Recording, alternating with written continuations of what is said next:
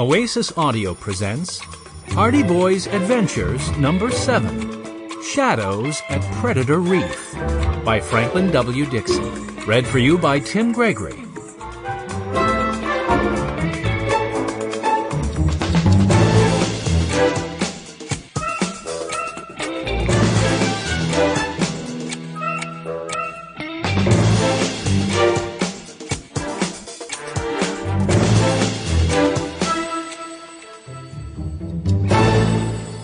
Chapter 1. Dive Time.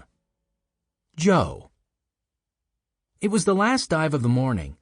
From the water's depths, I checked the air tank pressure on the high-tech dive computer I wore around my wrist like a watch, and signaled to the other divers in preparation for my rise.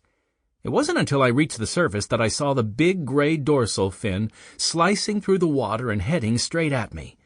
I could practically hear the Jaws theme music reverberating through my head as the fin grew larger and larger.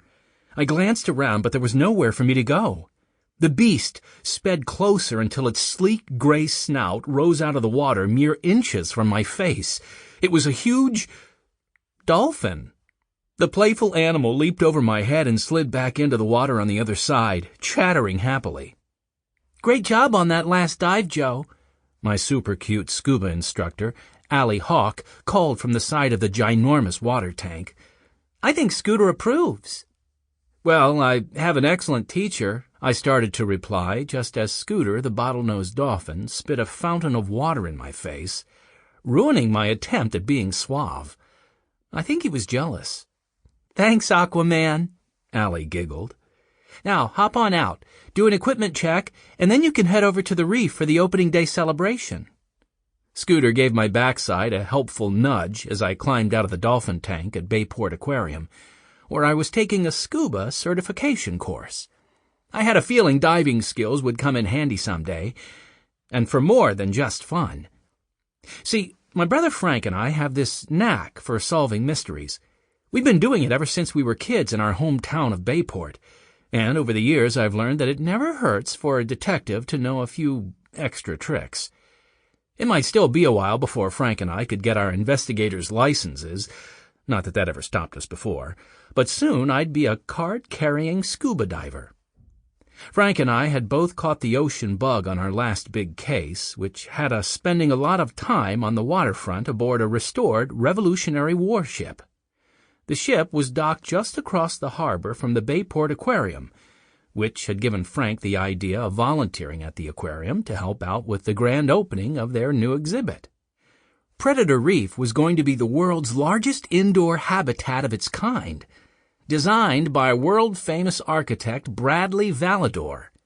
Mobs of visitors and news media had been lining up all morning for the exhibit's big reveal. Frank tried to get me to volunteer too, but I wasn't as interested in learning all that marine biology stuff he's always going on about. I get enough of that in science class, thanks. But when he told me the aquarium was offering scuba diving classes, well, that's more my style. Exploration, adventure, danger. Well, not that diving in the dolphin tank was exactly dangerous. It was pretty mind-blowing, though. I think the technical term for it is flipping awesome. And it wasn't just the dolphins that were blowing my mind. Allie was only a few years older than me, and she was already a master diver, so she was talented as well as pretty. And she really did look extra cute in her scuba gear. She had scheduled our class early so we could finish in time for Predator Reef's big ribbon-cutting ceremony at noon. She was taking part in the festivities, too, diving in the tank to feed the fish, along with the rest of the BAD team. That's what the Bayport Aquarium divers call themselves. I wasn't involved in the exhibit's prep and planning like Frank or Allie, but I was excited to see it. They were keeping it under wraps until the big unveiling, and from everything Frank had told me, it sounded totally out of this world. Hundreds of different species of sea animals, including a giant turtle, rays, and small Sample complete. Ready to continue?